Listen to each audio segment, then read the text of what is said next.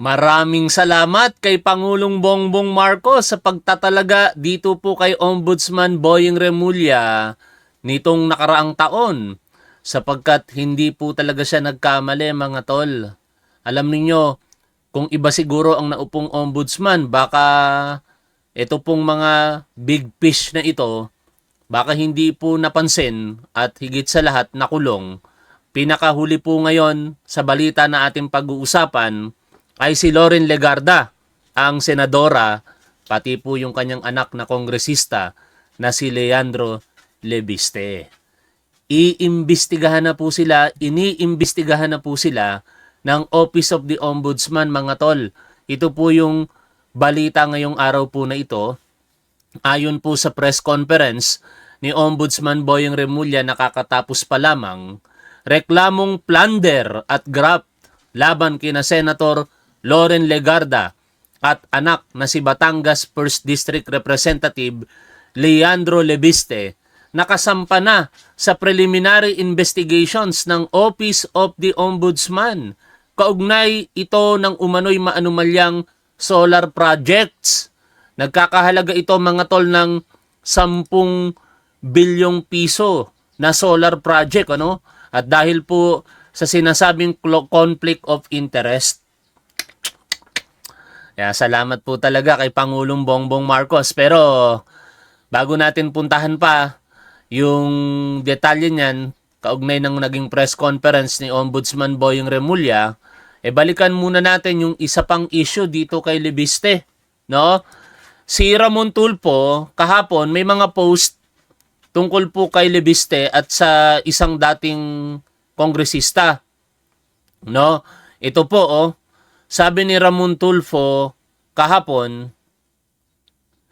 bakit kaya biglang nabura yung aking post dito sa FB ko tungkol sa nasa koteng Oplan na sirain ng pangalan ni Executive Secretary Ralph Recto sa pamamagitan ng pagpapain sa kanya ng bayarang babae?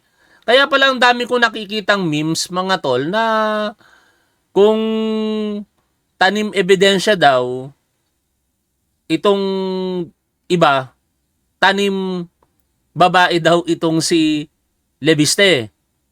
Memes lang yun hindi ko sinasabing totoo yun. Nakikita ko lamang na kumakalat sa social media. Kasama sina dating Presidential Political Advisor, hindi pala kongresista. Dating Presidential Political Advisor ni Digong na si Jacinto Jing Paras at Batangas Congressman Leandro Lebiste, sa Oplan sirain si Ralph Recto. Anyway, marami na namang naka-pick up ng kanyang post. Tuloy po natin. Kabilang na sa pumick up ang police files. Basahin na lang ninyo sa police files. Angat tayo. Dapat imbestigahan kung sino ang nagpabura ng post sa aking FB page ayon kay Tulfo, kung saan nireport ko na sina dating Presidential Advisor Jing Paras at Batangas Congressman Leandro Lebiste ay nagsagawa ng operational plan or OPLAN upang i-frame up si Executive Secretary Ralph Recto. Kung sino man ang nagbura o nagpabura ng aking scoop, sana report ay dapat managot. Dapat was a violation of my constitutional right to free speech or expression. Mabutit marami nang nakabasa at nag-repost ng aking report. Dagdag pa niya, sa aking report, isang Lito de Guzman na di umano'y bugaw ay pinangalanan sina Paras at Lebiste na binayaran siya upang bigyan ng high-class call girl si Recto. At pagkatapos ay i-frame up, nahuli ng mga NBI agent si de Guzman at ilang babaeng bayaran sa isang hotel sa Maynila na ireregalo daw sana kay Recto. Kung sino man ang nagbura o nagpabura ay may kakayahan sa digital na manipulahin ang mga post sa Facebook at ibang platform. Walang nilabag yung report ko sa community standards ng Meta na maging dahilan upang i-delete ito. Ayan So ito ngayon yung sinasabi niyang binurang post niya. Buti na lamang daw may nakapag-screenshot. Kahapon pa rin po ito. Ito yung binura ng kung sino na post ko about Jing Paras at Congressman Leandro Solarboy Lebiste. Butit may kaibigan akong nakakopya. Pasensya na kung maliliit lang ang letra dahil nakopya lang yan bago binura. Basahin po natin. Medyo lakihan po natin ito. O yan ha. Si Ramon Tulfo pa rin po ang nag-post po nito. Ang nasa litrato ay si Jing Paras. Sabi niya po rito, si dating Presidential Political Advisor Jacinto Jing Paras sa planong, o baka sabit ito, no? I-set up si Executive Secretary Ralph Recto sa Haba. Si Jing Paras ay political advisor noon ni Pangulong Digong. Kumanta ang isang bugaw na si Lito de Guzman, nakasabwat niya si Paras na isasabit sana si Recto sa isang bigayang babae. Si de Guzman ay handler at manager ng ilang sexy movie stars ng Viva Max Productions na pag-aari ni Vic Del Rosario. Mga malalaking negosyante, politiko at mga kilalang tao ang suki ni de Guzman.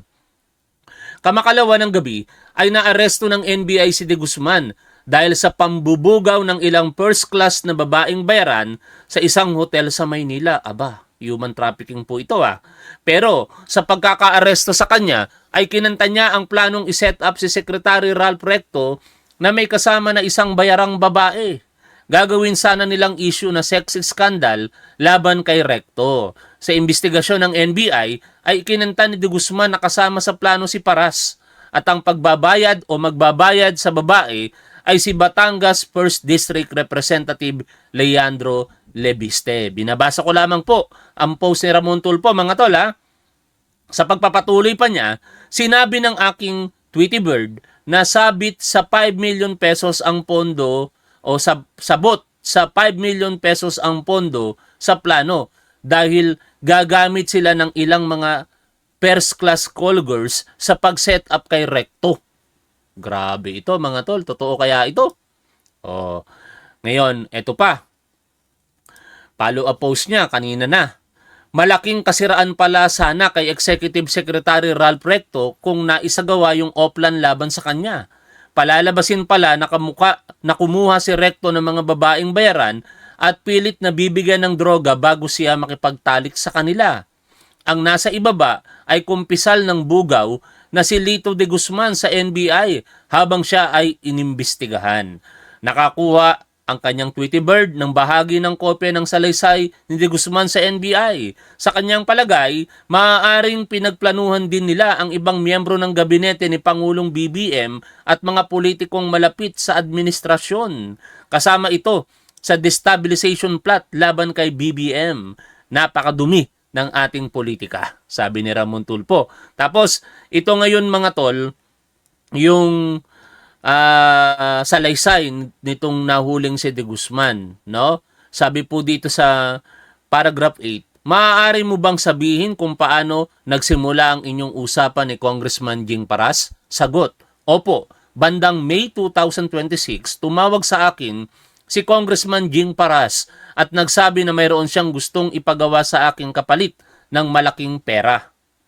Sinabihan ako na gagamitin ko lang daw ang aking mga talent upang magsalita ng mga masasama at gawan daw namin ng kwento ang pagkatao ng isang politiko upang masira ang pagkatao nito sa publiko. Tanong, maaari mo bang sabihin kung anong klaseng paninira ang gagawin sa nasabing politiko? Sagot, ayon kay Congressman Jing Paras, gagamitin daw ang aking mga talent upang sila ang magsalita at palabasin na sila ay pinilit na pinagamit ng droga at pinilit na makipagtalik ni Senator Ralph Recto. Palalabasin na masamang tao si Senator Recto sa kwento na gagawin namin ng aking mga talent. Tanong, maaari mo bang mabanggit kung paano daw ninyo gagawin ang nasabing paninira kay Senator Ralph Recto? Opo.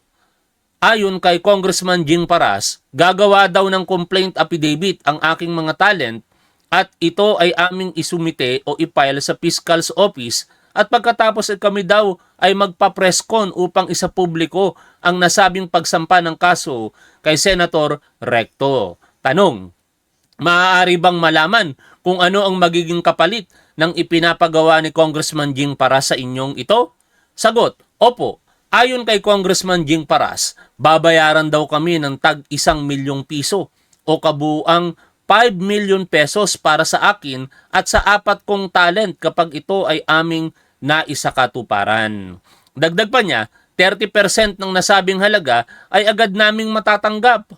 Agad pumayag sa nasabing plano pag kami naman ay nakapagsampa na ng sinumpaang salaysay sa opisina ng piskalya, ay ibibigay sa amin ang susunod na 40% at ang natitirang 30% ay ibibigay sa amin habang tumatakbo ang kaso sa korte. Grabe ito mga tol, ano? Ganito ba talaga karumi na ang politika dito sa atin? At ito pa nga yung latest post ni Ramon Tulfo. Ayon sa kanya, Director Melvin Matibag of the National Bureau of Investigation told me his agency will issue subpoenas to former political advisor Jing Paras and Batangas Congressman Leandro Lebiste next week. This in connection with the foiled honey trap on Executive Secretary Ralph Recto, an alleged pimp, Lito de Guzman, linked Paras and Lebiste to a plot to frame up Recto using high-class call girls as baits. Grabe. Ganito nakababa talaga ba ang politika dito sa atin?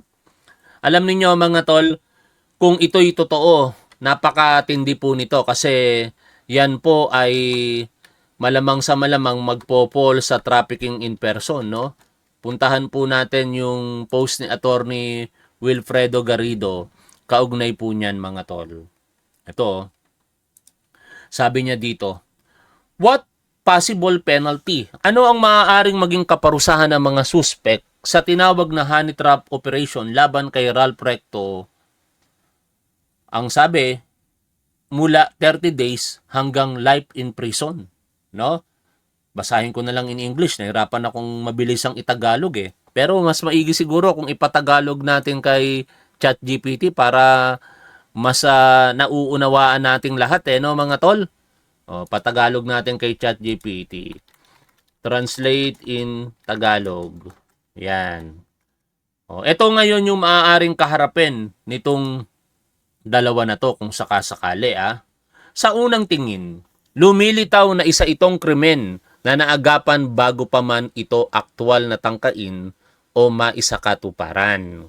Tila sinusubukan nilang gawing Bong Navarro si Ralph Recto. Akitin umano siya na makipagtalik sa mga babaeng bayaran pagkatapos ay isiwalat ang pangyayari o posibleng arestuhin siya at ilagay siya sa matinding kahihiyan sa harap ng publiko. Ngunit naging mas maingat si Ralph Recto. Ayaw niyang makisabay sa plano at ipagsapalaran na mawala ng kontrol ang sitwasyon at mauwi siyang bugbog sarado. Batay sa mga detalyeng inilabas ng Politico, yung news agency po yon, Politico, ang umano'y plano ay kinasasangkutan ng isang bugaw o tinatawag na talent manager na si Lito de Guzman, dating kongresistang Jing Paras, Leandro Lebiste at 5 babae. Tama naman pala, dating kongresista. Sa puntong ito, ang sinasabing partisipasyon ni Leandro Lebiste ay hearsay o impormasyong hindi pa direktang napapatunayan. Posibleng makakuha pa ng karagdagang ebidensya mula sa mga cellphone ng mga naaresto. Ngunit, ayon sa pahayag, nalalagay sa alanganin si Jing Paras dahil nabunyag ang umano'y krimen habang nasa yugto pa lamang ng pagpaplano. Anong kaparusahan ang maaaring kaharapin ng mga respondent? Hindi pala na-consummate pa yung human trafficking, Hindi umano grave coercion dahil hindi pa nila naisagawa ang plano. Hindi rin umano solicitation of prostitution sa parehong dahilan. Posibleng pumasok ang incriminatory machination. Ngunit, ayon sa teksto, ang parusa nito ay aresto mayor mula 1 hanggang 30 araw. Gayunman, sa kasalukuyang panahon, ang anumang gawaing may kinalaman sa pang-aabuso at pagsasamantala sa mga menor de edad at kababaihan ay may mabigat na kaparusahan. Maaari umano itong umabot hanggang habang buhay na pagkakakulong sa pinakamataas na antas. At ito na yung human trafficking mga tol. Ang pinalawak na Anti-Trafficking in Persons Act o Republic Act 103-64. Ito po yung amendment ng Republic Act 9208, yung Anti-Trafficking in Persons Act of 2003. Sa Section 4 po nito, nakalagay dito ang mga sumusunod. Basahin ko po. Attempted trafficking in persons kapag may mga hakbang nang ginawa upang simulan ang isang trafficking offense ngunit nabigo excuse me, o hindi na isagawa ng gumawa ang lahat ng elemento ng krimen dahil sa aksidente o anumang dahilan maliban sa kusang pag-urong, ang mga hayagang pagkilos na iyon ay ituturing na pagtatangkang gumawa ng trafficking in persons. Sa makatuwid, ang pagtatangkang gawin ang alinman sa mga paglabag na nakasaad sa Section 4 ng batas na ito ay maituturing na attempted trafficking in persons. Ito rin umano ang batas na naging dahilan ng pagkakasangkot sa problema ni Kibuloy, Harry Roque at Mike Defensor. Ang offense na ito ay maaaring maging qualified na ayon sa teksto ay maaaring patawan ng pinakamataas na parusang habang buhay na pagkakakulong o life imprisonment sa mga sumusunod na pagkakataon. Kung ang biktima ay menor de edad, kung ang gumawa ng krimen ay isang public official o opisyal ng gobyerno, si Lebiste, public official ha. Tuloy ko pa po yung binabasa natin dito. Si Jing Paras ay hindi isang public official. Si Lebiste ay isang public official. No? At nasaan ba tayo naputol dito? Ituloy po natin yung pagpapatagalog kay ChatGPT. Ito. Dali mga tol ha. Maganda to sapagkat naku, mapupuno yata talaga ang Payatas Quezon City Jail. Ha? Sa ngayon, ang sinasabing pagkakasangkot ni Leandro Lebiste ay maituturing pa lamang na hearsay. Oh, nabasa ko na pala ito kanina. I'm sorry. No? Tapos na pala yung binabasa natin. Yon, mga tol. Isang issue pa lamang ito kay Lebiste. Kahapon hanggang kaninang umaga, tanghali. Pero, binulaga po tayo ng Office of the Ombudsman ngayon sapagkat sa kanilang press conference, ang mag-inang Loren Legarda at Leandro Lebiste naman, kasama si dating DOE Secretary Alfonso Cusi, ay nasa preliminary investigation na ng Ombudsman para sa mga kasong plunder at graft dahil po sa tinatawag na conflict of interest. Pakinggan natin si Ombudsman Boying Remulla dito mga tol. Ay, bakit walang audio? Sandali, namatay yung speaker ko. Ulitin natin. Ha? Piruin mo, no? Pag nagkataon, itong mag-ina na ito, kulong at walang piyansa. Maraming 20 plus counts of malversation. And then, yung sa bilang banda naman, yung isang kaso ipa-file natin, iba naman ang kanyang tema, ay laban kay Leandro Lebiste at kay Senator Loren Legarda. Leandro Lebiste ang senator at sa nanay niya, kay Senator Loren Legarda. For PI. Yung unang kaso, contractor yon, yung yung mga ginawa niya na self-dealing sa loob ng Kongreso, at saka yung trabaho na hindi dapat ginagawa ng isang congressman, ay ginawa niya. Alam ng contractor, di ba? Yung nga na conflict of interest, PH, Republic Act 3019. Yung kay Leandro Lebiste naman, ay mabigat na kaso kasi yung kanilang pagkahawak na eksklusibo sa solar ay talagang nagdulot ng damage sa ating republika.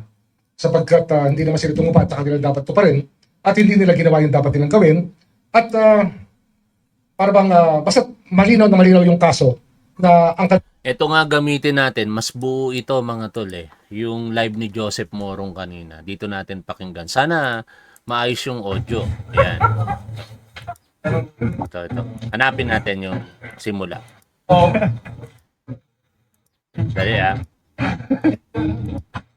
Ito. Nakita na natin si Ombudsman. Ayan. na naman, yung isang kaso ipafile natin, iba naman ang kanyang tema, ay laban kay Leandro Lebiste Parang hindi at maganda yung audio. kay Senator Loren. Balik tayo dito sa kanina. Mas maganda rito yung audio ng GMA. Tayo, ulitin natin to. Pero how many pounds? Maraming 20 plus counts of malversation. And then, yung sa bilang banda naman, yung isang kaso ipa-file natin, iba naman ang kanyang tema, ay laban kay Leandro Leviste at kay Senator Loren Legarda.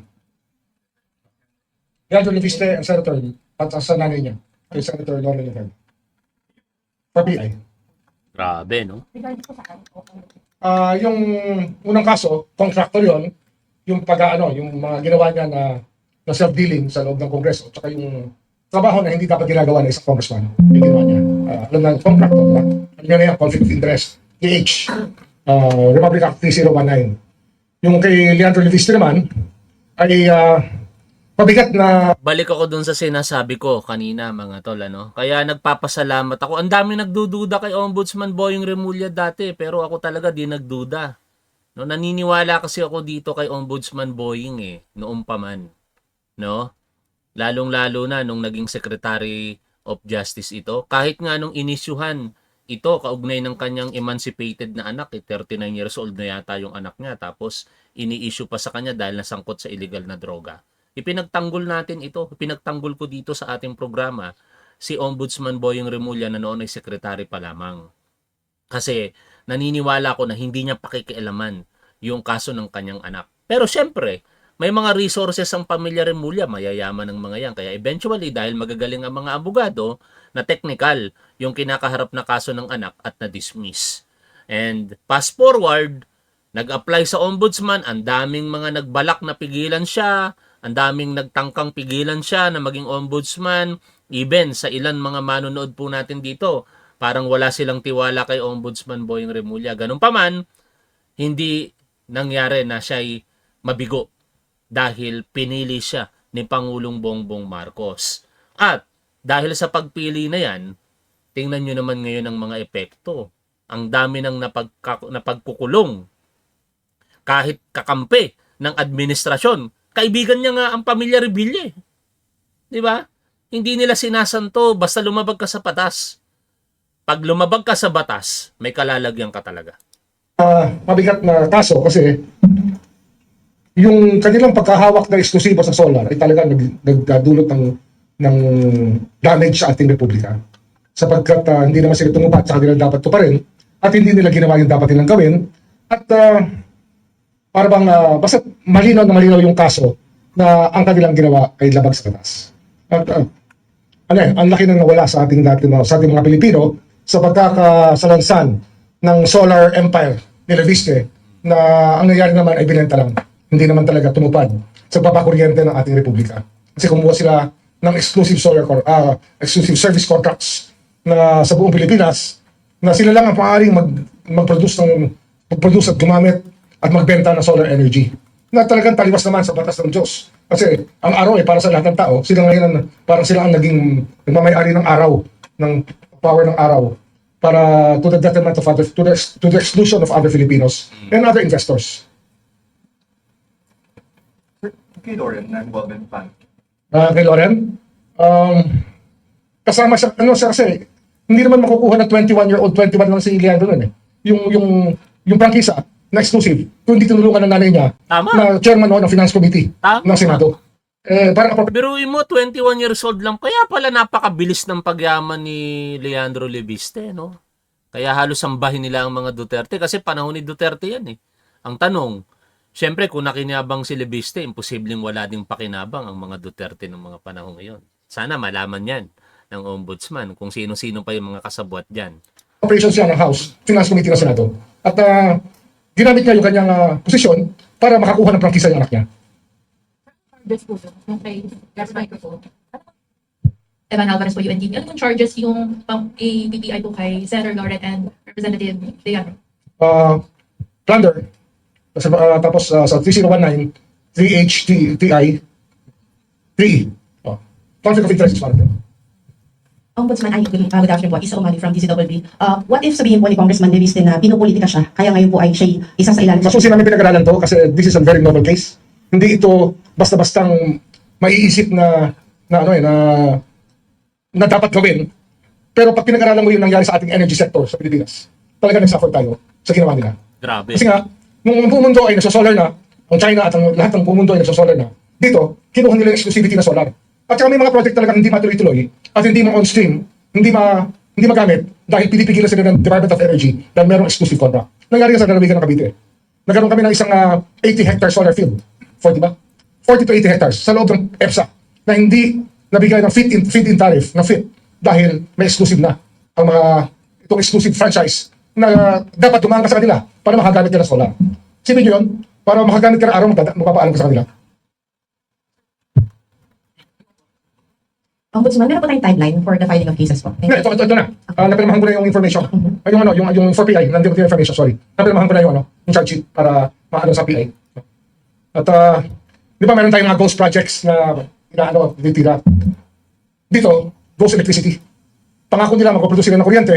Pangako nila sa Philippine Energy Plan, nakalimbad itong dapat production na gagawin na solar. Pero hindi nila ginawa. Binenta lang, kumita lang ng pera, pero hindi nila ginawa. Dapat mag-ingat ng doble-doble itong si Ombudsman Boyeng Remulla. Mga tol, grabe ang mga binabangga niya ngayon. No? Sobra-sobra mga binabangga ni Ombudsman Boyeng Remulla ngayon. Biruin ninyo yung mga naipakulong ng Ombudsman. Former Senator Bong Revilla, Senator Jingo Estrada, Senator Dante Marcoleta, former Congressman Mike Defensor, mga opisyales ng ating gobyerno mula sa pinakamataas sa DPWH down the line, kay Manuel Bonoan down the line, tapos mga pribadong individual, kontratista. O kaya ang dami talagang posibleng magtangka sa buhay nitong si Ombudsman Boyeng Remulla. Sana mag-iingat po kayo lagi. Kung meron silang ginawa, kakaunti, kakarampot.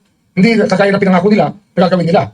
Kasi nga, ang ating, yung ating energy mix, yung ating energy projections, especially Department of Energy, it relies on projections on how much power we will need as a country. So, ang mix dyan, meron dyan na generated ng thermal plants, natural gas plants, diesel plants, coal plants, kasama solar. Yung solar hindi dumating. So, kaya ang taas-taas ang presyo ng kuryente natin, isang dahilan yan. Of course, dito sa Manila, ibang usapan naman yung taas ng presyo ng kuryente. Kagaya na sabi ng Pangulo, itong systems loss, ay isang dahilan kung nagpataas ang kuryente natin. Pero itong solar na to, na dapat pinuduce at in-accomplish ni Levistre sa kanyang pagkakuha ng prangkisa, ay hindi, naging ghost electricity. Kuryente hindi talaga kuryente. Nakuryente lang tayo kay Ika nga. Grabe, no? Kasi kung nagawa ni Levistre yan, mga tol, kahit paano makakatulong yan sa pangangailangan ng enerhiya ng mga Pilipino. At kapag ka, syempre, maraming nagpo-provide, maaaring makatulong yon sa pagbawas ng presyo ng elektrisidad. Ngayon, magkano ang electricity? Napakamahal. Kaya nasisisi talaga ngayon itong si Levistre dahil yung kontrata na ipinagkatiwala sa kanya ng gobyerno, hindi niya natupad. Sir, Eric from Inquirer po. Just to clarify, yung plunder and graft po, both Legarda po and Levistre? Yes, both. Then sir, may amount po ba tayo? How much amount yung involved dun po sa mga contract? 10 billion. 10 billion. Thank you po. 10 billion. Pero bukod pa yan sa projected na damage talaga sa atin. Hindi, yung 10 billion, yun lang yung sa contract lang yan, no? Oo. Pero yung nawala sa atin ay hundreds of billions sa ating mga Pilipino. Grabe, daan-daang bilyon. Hi sir, good afternoon po. Sir Joseph sa Jerry. Sir, saan si Secretary Green filed a complaint sa DOJ? How are it related? I mean, independent pa to sa atin or may finala si Sec Green eh? Hindi kailangan sa atin. Is it part of the investigation? Sa DOJ siya file. So sir, ito po ay Iba to. independent investigation. Ito for government officials. Balik. Yung ombudsman jurisdiction to. Okay, so sir, since mag-PPI na tayo, then may findings and plunder. So when did we start the fact finding? Matagal na to. We started this. Oh. In a separate news, mga tol, meron ako nakitang post ni Sir Benji Contreras. Si former Senator Bong Revilla, pinayagan ng 3rd Division ng Sandigan Bayan na makapagpiyansa. Kaya lalaya na pansamantala, no? Si former Senator Bong Revilla. Karapatan niya naman yan, mga tol. Kung ang nakikita dito ng korte ay hindi sapat o malakas yung ebidensya ng prosecution, pero syempre without prejudice yun sa outcome ng kaso. Katulad po nung nangyari kay Bong Navarro, di ba? Reklusyon perpetua ang posibleng kaharapin niyang hatol dahil mahina ang ebidensya, hindi na-establish ng prosecution na malakas ang ebidensya laban sa kanya. Pinagbigyan ng korte na makalaya pansamantala si Bong Navarro. And eventually, na-dismiss po yung kaso, which probably Baka ganun yung mangyari dito kay Bong Revilla. Kasi ang bilis-bilis po ng pangyayari dito eh. Parang hilaw ba yung pagkakaluto, ika nga. Pero let's see. Let's wait and see. Tayo naman para sa katotohanan eh. Kung sabihin ng korte na wala siyang kasalanan, paniwalaan po natin yon. Pero kung i-convict siya ng korte, eh di pagbayaran niya po ang kanyang di umano'y nagawang kasalanan. We gave instructions as early as November about this. Okay. Pero we started in January. Kasi nga, sa dami ng pinaprioritize ng opisina tungkol sa mga kaso, especially flood control. Yan lang po mag-ina in the law. Marami pa, pati si Secretary Pusi is part of it. So tatlo sir, at least three personalities. 3 key personalities, pero marami pa iba. So sir, ang for PI natin, tatlo tayo sir, or dalawa na? Sige, Secretary Pusi. Ayun muna sir. Nako, di na mabubuo yung BJMP. Mababawasan na yung B. Magiging JM na lang. Oh, baka papalit si Bongo. Mga tol, baka pumalit si Bongo. Hindi, nagbibiro lang ako. Kung makakalaya na si former Senator Bong Revilla, kulang na ulit ng 2 letra. B saka P. JM na lang ang matitira. Pusi. Yan. Hirap ng inuubo-ubo eh, no? Katulad ko, inuubo-ubo din ako ngayon eh. Oh, tanong. Okay na. Marami eh. Tanong kasi kayo na magtanong, nauubusan kayo ng tanong kagad eh. Good afternoon, sir. Mabagal Yanis kayo Kapatid, eh. News Online. Sir, update lang po dun sa obstruction of justice complaint filed against Senators Cayetano and Robin Padilla. I understand nag-file ng counter affidavit si Senator Cayetano. Yes. In-acknowledge namin yan. In fact, sinulatan ko si Senator Padilla tungkol dito. Kasi nga, nagkaroon ng problema sa opisina mismo. Yung ating procedure dito is contained in an office order sa rules ng Ombudsman ay hindi sinunod yung naglalag. Kaya under investigation ngayon yung naglalag ng communications. Kaya I wrote Senator Padilla explaining nga na yung aming procedure na bawat communication ay dapat malag muna bago ma-filled out ay hindi sinunod ng isang personal natin dito. Tama siya. Kaya sumulat na ako sa kanya para ipaliwanag ito pangyayari ito. Sir, sorry. Saan po nagkaroon ng problema? Mali Dito, po yung file? sa receiving namin, sa receiving kasi namin dito sa Central Records, meron siyang ilalag dapat ang bawat communication. Dapat yan, nasa isang tingin mo sa computer, alam mo kung kailan dumating yung bawat dokumento. Ito, hindi nila nilag, hindi nila kagad sa division na nag-investigate ng obstruction of justice. Hindi nilagay sa Central Records. Kasi, ginawa namin ito para walang parking. Ang sistema dito, kasi maraming nagreklamo na may parking daw dito sa Office of the Ombudsman. Ang ginawa namin dito, ang bawat communication ngayon, kinakailangan malag kagad. So sa araw na to, alam namin kung anong dumating at kung anong status makikita namin ang bawat dokumento. Dito, hindi niya record. Diretso niya. That's a grave offense when it comes to an office of the Ombudsman's office. Under disciplinary investigation ito. Sir, given that hiccup, nag-file na po ba si Senator Padilla ng counter affidavit? Yes, nag-file siya. Sir, do we expect resolution on this? We will see. This is being evaluated by the pool of investigators. Okay, sir. So, nag-reply na din si Senator Cayetano Yes, and nag-reply. Padilla po. Yes, yes. Are you at liberty to share how they defended Actually, themselves? I don't micromanage, but alam ko na Ito, ibang issue na yan kay Senator Padilla naman yan. Pero talon-talon tayo ng mga balita ngayon na breaking news. Nakita ko naman kay Atty. Jesus Palsis, ito naman yung kanyang post. Sabi po dito, Taguig Cayetano flood control exposed. May kaugnayan ito kay Alan Peter Cayetano saka kay Senator Ping Lacson yung nag-aakusa at yung inaakusahan. Sabi ni Palsis, OMG, nilabas na ni Senator Ping Lacson ang ilang patikim or preview sa mga ebidensya na meron siya about the flood control scam in Taguig City ng mga Cayetano. In one example, may 4 contractors of different projects using the same picture. In another example, 2 contractors for different projects used the exact same picture to collect progress billing. Ang pasabog ni Senator Ping, virtually controlled ni Alan Peter Cayetano ang lahat ng nangyayari sa Taguig. Kanina napakinggan po natin yan mismo kay Senator Ping Lacson sa interview na nireaksyon na natin. Pero ito yung mga litrato, mga tol. 4 different slow protection projects across different sites awarded to 4 different contractors used the same geotag photo and were all reported as completed, billed, and paid. In short, mga tol, simply stated, isa lang ang nagawa, pero 3 pa ang idinagdag na di umano'y nagawa. Kaya kung i-illustrate natin ito, kung 100 million for example ang project, total of 400 million pesos. Yung 300 million pesos goes project. Ay, nako ha. Illustrative lang yon mga tol ha.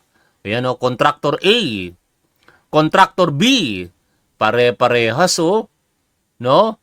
Time and date, 9:13 in the morning, March 21, 2025. 9:31 in the morning, June 16, 2025. Parehas na parehas. Ito pa oh. Oh. Yun lang pala yung dalawang picture. May kalalagyan talaga pag nagkataon. Nako, mauubos yata talaga mga tol itong mga minority Bakit ganun? Yung mga minority pala talaga ang may mga issues. Ano? Kaya siguro sila laban ng laban sa gobyernong ito kasi yung gobyernong ito lumalaban naman sa korupsyon. Abangan natin ang susunod na kabanata dito mga tol. Sa ngayon, punta na tayo sa ating raffle. Dalawa ulit winner for 500 pesos. Ang mananalo, mag-message lamang po sa ating Facebook page, Top 1 Merch. Top 1 Merch. Ilalagay ko naman yon sa caption. I-screenshot ko ang mananalo, tapos magme-message po kayo doon using that screenshot para ma-claim po ninyo yung price na each 500 pesos. Para sa unang mananalo, meron pa tayong natitirang 8 na raffle. 2 ulit ngayon, tapos may matitira pang 6 after this. Sino kaya ang mananalo? Eto na! Tingnan natin kung sino ang mananalo. Tadadaan! Sino? Grace Broso Buenape. Si Grace Broso Buenape. Congratulations. I-screenshot natin para ma-post natin afterwards. Okay? And last, eto na. Congratulations sa unang nanalo at advance dito sa ikalawang nanalo. Yung t-shirt natin sa mga susunod na live stream. Pero pasensya na sa mga bago, hindi kayo makakasali kasi ang pinagpipilian po natin yung mga nag-entry ng kanilang names doon po sa ating palista portion. Magbaka sakali na lang kayo sa sa August 31. May another raffle tayo. Tapos ipopost ko yung mga mechanics niyan sa mga susunod na araw. Eto na, ikalawa, sino kaya ang mananalo?